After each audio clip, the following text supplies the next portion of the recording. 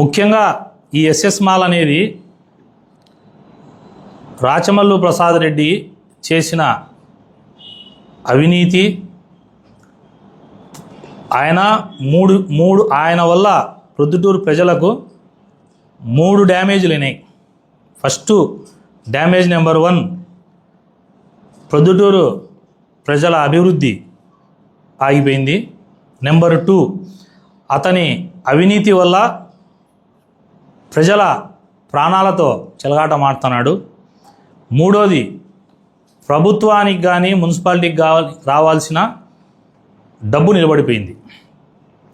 ఈ SS mall ఎంత ఆయన చెప్తాంటాడు ఎప్పుడు ప్రెస్ మీట్లలో, ప్రభుత్వం మీదే ఉంది కదా, నేను అవినీతి చేయలే, అవినీతి చేసింటే నిరూపించండి, ఏదైనా సరే నేను అవినీతి చేయలే, మా అన్న రెక్కల కష్టం మీద, మా అన్న రియల్ ఎస్టేట్ చేసింటేనో మేము డబ్బులు సంపాదించినామంటాడు.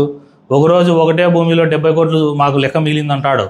ఒకరోజు ప్రెస్ మీట్లో వస్తాడు, మా ఇంట్లో పెళ్లి చేయాలంటే కనుక నా దగ్గర లెక్క లేదంటాడు. అంటే ఆయన చెప్పిన 70 కోట్లు నిజమో ఇది నిజమో ఎవరికి అర్థం కాకుండా ఉంది. ఇప్పుడు ఎస్ఎస్ మాల్ది ఇది క్లియర్గా చూడండి ఒక్కసారి. ఎస్ఎస్ మాల్ది, ఈ ఎస్ఎస్ మాల్ దానికి క్లియర్గా నేను ఆర్టీఐ యాక్ట్ పెడితే క్లియర్గా మున్సిపల్ కమిషనర్ గారు ఇచ్చినది ఏమంటే, పాయింట్ నెంబర్ 1, ఈ ఎస్ఎస్ మాల్కు ఆక్యుపెన్సీ సర్టిఫికేట్ ఉందా అని అడిగిన. ఇదిగో ఈడ చూడండి,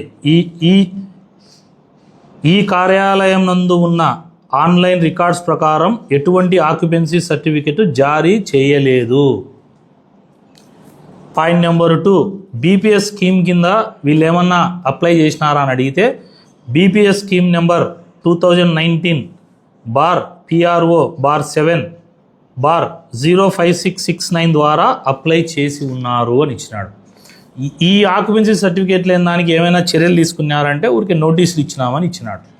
పాయింట్ నెంబర్ 1, నేనేమడుగుతున్నా అంటే రాచమల్లు శివప్రసాద్ రెడ్డి గారిని సూటిగా అడుగుతాడా, కమిషనర్ రాధా ఉన్నప్పుడు మున్సిపల్ కమిషనర్గా 2.5 కోటి రూపాయలు డబ్బులు తీసుకొని ఆక్యుపెన్సీ సర్టిఫికేట్ లేకపోయినా కూడా బీపీఎస్ స్కీమ్లో రెగ్యులైజేషన్ అయ్యేదానికి 5.5 కోటి డబ్బు బకాయి ఉన్నా కూడా నువ్వు నీ ఇన్ఫ్లుయెన్స్ ఉపయోగించి, ఆ రోజు ఎమ్మెల్యే నువ్వు, చైర్మన్ మీరు, కమిషనరు మీ రాధా, మీరు అంతా కలిసి 2.5 కోటి డబ్బు నీకు ముట్ట చెప్పింటే ఈ ఎస్ఎస్ మాల్ ఆక్యుపెన్సీ సర్టిఫికేట్ లేకుండా రన్నింగ్ చేసినావు. ప్రజలకు నేను ఏం విజ్ఞప్తి చేస్తానంటే, ఎస్ఎస్ మాల్లో ఏదైనా ఆక్యుపెన్సీ సర్టిఫికేట్ లేకుంటే దానికి ఫైర్ సేఫ్టీ మెజర్స్ సరిగా ఉండవు. రెండవది, పిల్లర్స్ స్ట్రెంత్ కానీ నాణ్యత కానీ కింద ఫుట్టింగ్స్ కానీ ఇవన్నీ పరిశీలించిన తర్వాత it is ready to occupy అని మున్సిపల్ శాఖ ఆక్యుపెన్సీ సర్టిఫికేట్ ఇవ్వాలి. ఈ రోజుటికి దాని నాణ్యత ఎంతుందో, ఒకవేళ అది కూలిపోతాదో, లేదా పిల్లర్స్ సరిగా లేక ఏదైనా స్లాబ్ అయినా చీలి పడవచ్చు, లేదు ప్రజలు ఎక్కువ మంది ఆడికి పోయినప్పుడు ఏదైనా తొక్కిసలాట జరగచ్చు. పాయింట్ నెంబర్ 3, అగ్ని ప్రమాదం జరగచ్చు. ఇన్ని సమస్యలు ప్రజల ప్రాణాలతో చెలగాటమాడే నువ్వు మళ్ళా ప్రెస్ మీట్లోకి వచ్చి సత్యహరిచంద్రుడు వారసుని మాదిరి నేను నిజాలు చెప్తా, నేను అవినీతి చేయాలని మాట్లాడతావు. పాయింట్ నెంబర్ 2, ఆక్యుపెన్సీ సర్టిఫికెట్ లేకపోవడం ఒకటైతే బీపీఎస్ స్కీమ్ కింద 2019లోనే 5,50,00,000 రూపాయలు డబ్బు చెల్లించమని ఆ రోజులో బీపీఎస్ ఏదైతే వాళ్ళు ఇచ్చిన ప్లాన్కు డీవేట్ అయ్యి కట్టిన దానికి 5.5 కోటి డబ్బు కట్టమంటే ఆ ఫైల్ను పక్కనే ఇచ్చినావు. అదే సాంప్రదాయం ఎవరికి తెలియక అది అట్లే జరిగిపోతూ వచ్చింది. ఈరోజు నేను బయటికి తీసినా కాబట్టి ఇవన్నీ ప్రజలకు కానీ, ఇటు మీడియా మిత్రులకు కానీ, రాజకీయ నాయకులకు కానీ, ప్రభుత్వంలో ఉండే పెద్దలకు కానీ అందరికీ తెలిసేదానికోసమే ఈ ప్రెస్ మీట్ పెట్టింది. బీపీఎస్ స్కీమ్ డబ్బు కట్టలే, ఆక్యుపెన్సీ సర్టిఫికేట్ లేదు, ఫైర్ సేఫ్టీ సర్టిఫికేట్లు లేవు. ఇదంతా ఒక ఎత్తు అయితే, ఈ అవినీతిలో నీ ధనదాహానికి ఇంకొకటి చూడండి, మొత్తం పన్ను బకాయి. ఇది మొత్తం ఎస్ఎస్ మాల్కు సంబంధించిన పన్ను బకాయిలు. అంటే డబ్బు తీసుకున్నాడు Rachamallu Prasad Reddy voice far sale అనే దానికి ఇదే ప్రూఫ్. మార్చి స్కూల్ది చెప్పిన, పిల్లేస్తాండా ప్రవీణ్ అన్నావు, పిల్ నెంబర్ చెప్పవు. మార్చి స్కూల్లో వంగలనారాయణ రెడ్డి వచ్చి నీతో మాట్లాడుకున్నాడు, లెక్కెత్తినావు, ఇంట్లో పండుకోండావు. డిఏడబ్ల్యూ కాలేజు అక్రమమా సక్రమమా చెప్పు చెప్పడు. డిఏడబ్ల్యూ కాలేజీలో నీకు భాగం లేదా? డిఏడబ్ల్యూ కాలేజు విద్యాలయాలకు ఇచ్చిన స్థలాలు కబ్జా చేయడంలో నీకు సంబంధం లేదా? డిఏడబ్ల్యూ చెప్పావు, మహర్షి కాలేజీ చెప్పావు, ఇప్పుడు మూడోది చెప్తాండా? చెప్పు, జవాబు చెప్పు. ఎస్ఎస్ మాల్ది నీకు సంబంధం ఉందా, సంబంధం లేదా? డబ్బు తీసుకోలే నువ్వు ఆ రోజు. ఇది ఇది ఇది ఒక పాత్ర అయితే, దీని వెనకాల చూడండి, మా మాడం సుధాకర్ రెడ్డి అన్న ఎగ్జిబిషన్ పాడినప్పుడు 60 లక్షలు, 70 లక్షలు, 80 లక్షలు ఆయన డబ్బు కట్టలే అని టెంట్ వేసి మున్సిపల్ ఆఫీస్ ముందర ఇట్లా రొమ్ములు ఇరగదీసి బాదుకొని మున్సిపాలిటీ లెక్క అంతా ప్రజలకు కట్టకపోతే లెక్క ఇది ప్రొద్దుటూరు అభివృద్ధికి ఉపయోగపడుతుంది అన్నావు. మళ్ళీ ఏం నాయన ఈ 2.5 కోటి బాకీ ఏం? ఈ 2.5 కోటి మొన్నటిదాకా చైర్మన్ ఉన్నా, నువ్వు ప్రతిపక్ష నాయకుడివి, మరి ఈ పన్ను బాకీ ఉన్నది ఏం ఒక్కరోజు కూడా అడగలేదే? అంటే 70-80 లక్షలు మాడం సుధాకర్ రెడ్డి ఉన్న తిక్కోడు, నీకు 2, 3, 4 ఇచ్చింటే ఈ అల్లరే లేదు. తిక్కోడు తెలియక వ్యాపారం ఎట చేసుకోవాలో నీతో తెలియక నువ్వు 5 అడిగింటావు, అతను 2, 3 ఇచ్చింటాడు, అయ్యలేదని చెప్పి అల్లరి చేసినావు. ఎస్ఎస్ మాల్ డబ్బులు ఇచ్చినారు కాబట్టి వాళ్ళు బాకీ ఉన్నా అడగవు. 5.5 కోటి బీపీఎస్ కింద 2019 నుంచి బాకీ ఉంటే ఈ రోజుటికి ఆ డబ్బు కట్టిస్తే పన్ను బాకీతో కలిపితే 9 కోట్లు ఇంచుమించు అవుతుంది. అంటే ఈ 9 కోట్ల డబ్బు కడితే ఈ 9 కోట్లు ప్రొద్దుటూరు మున్సిపాలిటీలో మార్కెట్కు నిధులకు సమకూర్చుకోవచ్చు, లేకపోతే డ్రైనేజ్ సిస్టాన్ని మెరుగుపరుచుకోవచ్చు, లేదు ఎక్కడైనా కొత్తగా అండర్గ్రౌండ్ సిస్టమ్ పెట్టుకోవాలనుకుంటే డ్రైనేజ్ సిస్టమ్ పెట్టుకోవచ్చు, లేదు ఎక్కడైనా వీధి దీపాలు సరిగా లేవు పెట్టుకోవచ్చు, రోడ్లు సరిగా లేవు పెట్టుకోవచ్చు, కాలువలు సరిగా లేవు వాడుకోవచ్చు కదా. దీని మీద అడగకుండా మాట్లాడతావు. అయితే దీంట్లో నువ్వు ఒక పాయింట్ చెప్తావు, అయితే 99% నువ్వు అమ్ముడు పోయినావు కాబట్టి దీని మీద ప్రెస్ మీట్ ఉండదు. ఒకవేళ 1% బై ఛాన్స్ రేపు ప్రెస్ మీట్ పెట్టి, అయ్యా ప్రవీణ్ రెడ్డి తెలుగుదేశం పార్టీ అధికారంలో ఉంది కదా, నువ్వు తెలుగుదేశం పార్టీలో ఉన్నావు కదా, మరి దీన్ని ఎందుకు కట్టిలే అంటావు.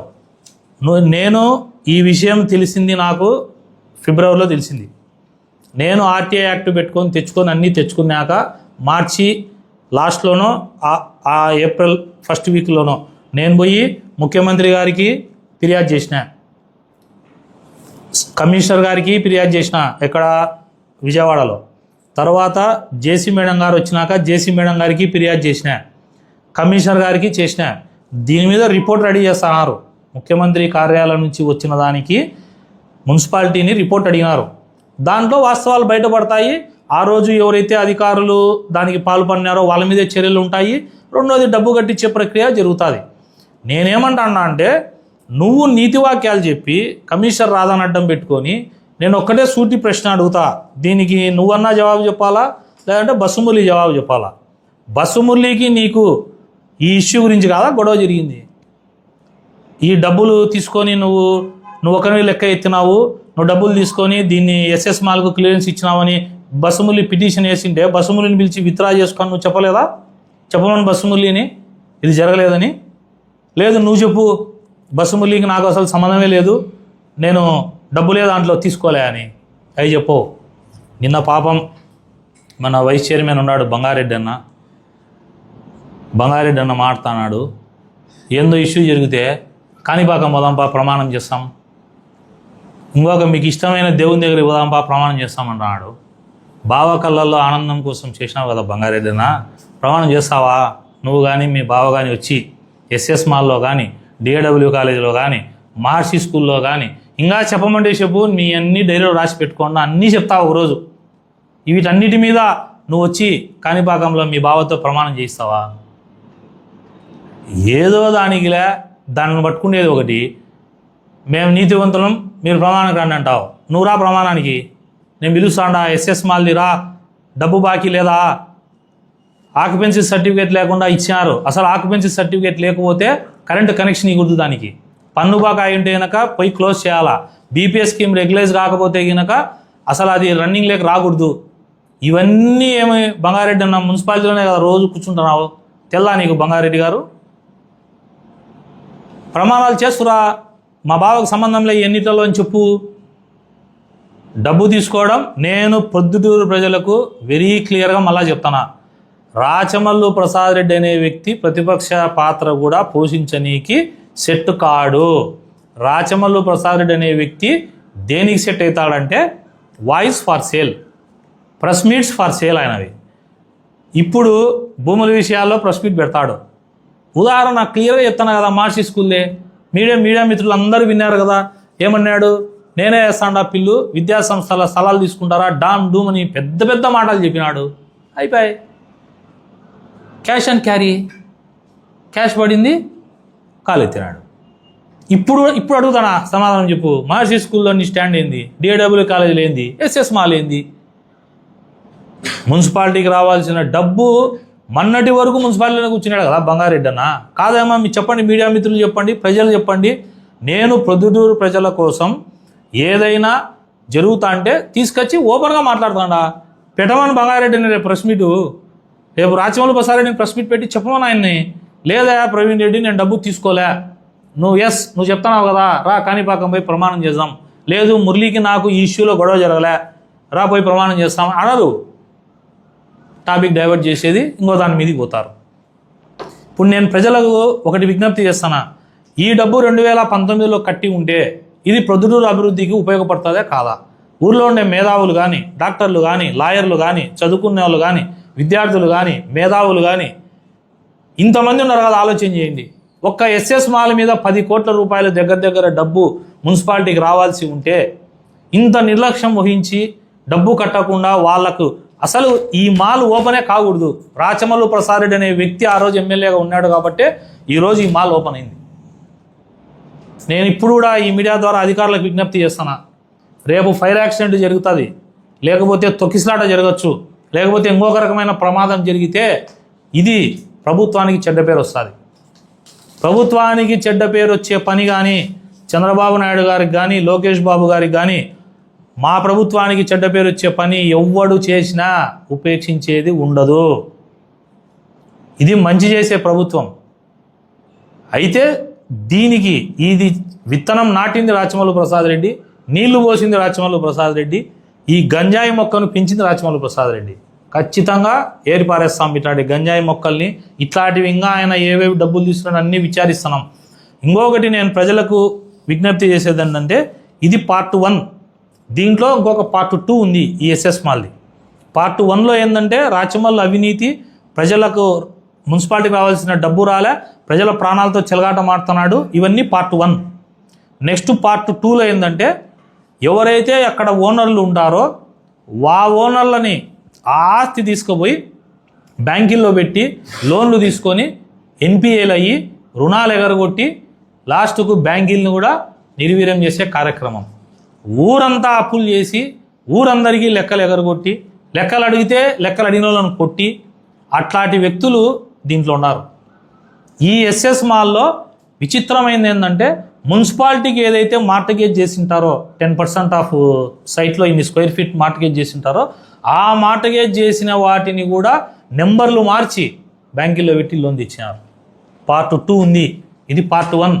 రాచమల్లు ప్రసాద్ రెడ్డి, బంగారెడ్డి బామర్దులు నీతి నిజాయితీ మాట తప్పకుండా ఒక పద్ధతి కానీ నిజంగా వీళ్ళకు ఉంటే నేను బహిరంగంగా సవాల్ ఇస్తున్నా, నువ్వు ప్రమాణం చేయి, నువ్వు మీ బావ వచ్చి ఎస్ఎస్ మాల్లో నువ్వు డబ్బు తీసుకున్నావా తీసుకోలేదా? ఈ ఎస్ఎస్ మాల్లో డబ్బు ఇంత బాకీ ఉంటే మున్సిపాలిటీలో మీ చైర్మన్ కానీ మీ వైస్ చైర్మన్ కానీ ప్రతిపక్ష నాయకుడిగా నువ్వు ఏం చేస్తున్నావు? You are a failure leader, you are a failure opposition leader, you are a failure in government leader. 3 నువ్వే. గవర్నమెంట్ ఉన్నప్పుడు రాబట్టుకోలేకపోయినావు ఎమ్మెల్యే ఉండి, గవర్నమెంట్ లేకపోయినాక ప్రతిపక్ష నాయకుడిగా అడగలేకపోయినావు, ఇప్పుడు కూడా అడుగుతావు. ప్రస్తుతం చెప్పినావు కాబట్టి నామకే వాస్త ఒక ప్రెస్ మీట్ పెడతావు, లెక్క రాబట్టాలంటావు, మళ్ళా వాళ్ళు వస్తారు నీ కాడికి, రాత్రి సర్దుకుంటావు. ఇప్పుడు చెప్పాలా? ప్రమాణాలు చేయిస్తామన్నా, ప్రమాణానికి సిద్ధమన్నా బంగారెడ్డి అన్న ఇప్పుడు చెప్పాలా ఇది నిజమా కాదా? ఇప్పుడు ఈ 10 కోట్లు రాబట్టే దాంట్లో నా వంతు ప్రయత్నం నేను చేస్తాడా? ప్రతిపక్ష నాయకుడిగా నువ్వు చెయ్యి. మాడెం సుధాకర్ రెడ్డి గారు డబ్బులు ఇవ్వకపోతే ధనా చేస్తావు. ఇదేమి అంటే వీడికి రాలేవా ఎస్ఎస్ మాల్ కాడికి? ఖచ్చితంగా ఈ ఎస్ఎస్ మాల్కు సంబంధించిన దాని మీద ముఖ్యమంత్రి గారి రిపోర్టుకు పంపిమన్నాడు. ఖచ్చితంగా దొరుకుతారు. ఆ రోజు ఉన్నటువంటి కరెంట్ ఇచ్చిన ఆఫీసర్లు కానీ, మున్సిపల్ కమిషనర్ కానీ, నువ్వు కానీ ఏమేమి అవినీతి ఉన్నాయో అన్నీ బయటకు వస్తాయి. తొందరలో నిజానిజాలు తెలుస్తాయి. ఎస్ఎస్ మాల్ మీద రాచమల్లు ప్రసాద్ రెడ్డి స్పందించాలని కోరుకుంటాడా? 99% నువ్వు స్పందించవు. 1% ఏదైనా అవకాశం ఉంటే స్పందించు, నిజాలు చెప్పమని ప్రజలకు. రాచమల్లు ప్రసాద్ రెడ్డి అనే వ్యక్తి కేవలం పొద్దుటూరులో రాచమల్లు అనే వ్యక్తి ఈజ్ ఫర్ సేల్ అంతే.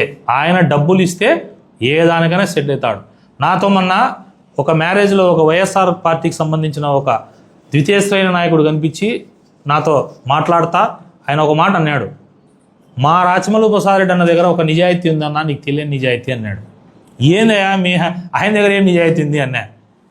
ఒక ఇష్యూలో కానీ ఒక వ్యక్తి దగ్గర కానీ లెక్క తీసుకునేందుకే సపోర్ట్ ఉంటాడన్నా. అది అన్యాయమైంది కానీ దొంగది కానీ అది ఏదన్నా కానీనా రాచమల్లు ప్రసాద్ రెడ్డి దగ్గర ఒక్క నిజాయితీ ఉంది అంటే నేను అప్పుడు అడిగిన. అందుకే నా మార్చి స్కూల్లో మాట్లాడడం అంటే అవన్నీ నేను లోతు చెప్పకూడదున్నా. ఒక ఇష్యూలో పొట్లం పడితే రాచమల్లు ప్రసాద్ రెడ్డి వాయిస్ రాదు బయటికి.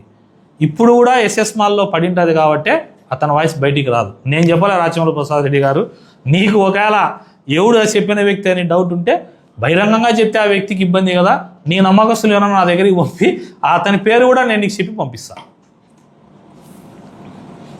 ప్రతి ఒక్కరూ తప్పనిసరిగా యూట్యూబ్లోకి వెళ్ళి కడప వార్తను లైక్ చేయండి, సబ్స్క్రైబ్ చేయండి. ఇట్లు మీ జి రమణయ్య, ఎడిటర్, కడప వార్త.